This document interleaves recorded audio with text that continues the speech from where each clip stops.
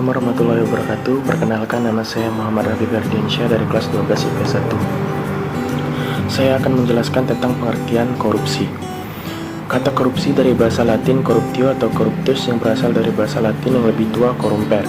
Istilah korupsi dalam bahasa Inggris corruption dan korup, dalam bahasa Prancis corruption, dan dalam bahasa Belanda corruptie, yang menjadi kata korupsi dalam bahasa Indonesia. Henry Campbell Black dalam Black's Law Dictionary menjabarkan korupsi adalah perbuatan yang dilakukan dengan maksud memberikan beberapa keuntungan yang bertentangan dengan tugas dan hak orang lain.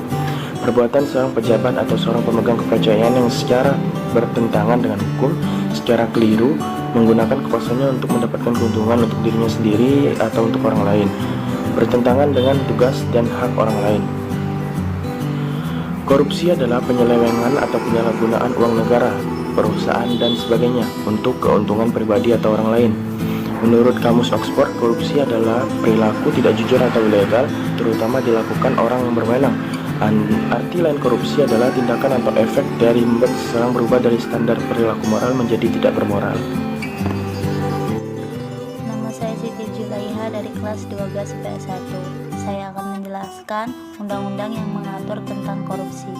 Pemerintah Indonesia sebenarnya telah menunjukkan komitmennya dalam melakukan pemberantasan korupsi.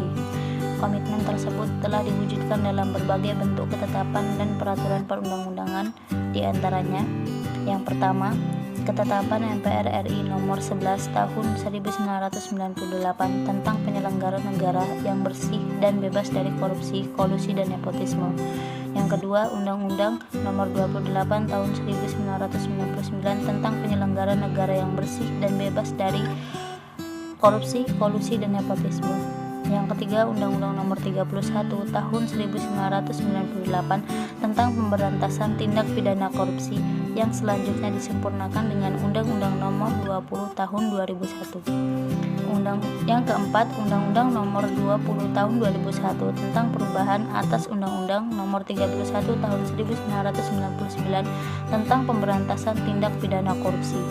Yang kelima, Undang-Undang Nomor 15 Tahun 2002 tentang tindak pidana pencucian uang, Keputusan Presiden RI Nomor 127 Tahun 1999 tentang pembentukan Komisi Pemeriksaan Kekayaan Penyelenggara Negara dan Sekretariat Jenderal Komisi Pemeriksaan Kekayaan Penyelenggara Negara. Peraturan pemerintah untuk Undang-Undang Dasar Pemberantasan Korupsi yang berlaku di Indonesia adalah Undang-Undang Nomor 20 Tahun 2001 yang sering disebut dengan Undang-Undang Tipikor. Terima kasih. 3.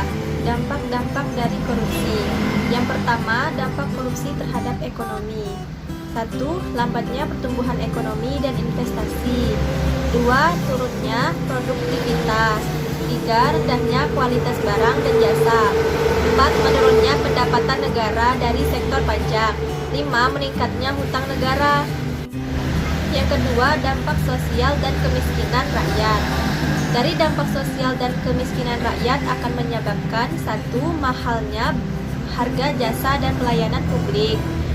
2. Lambatnya pengentasan kemiskinan rakyat. 3. Akses bagi masyarakat sangat terbatas. 4. Bertambahnya angka kriminalitas.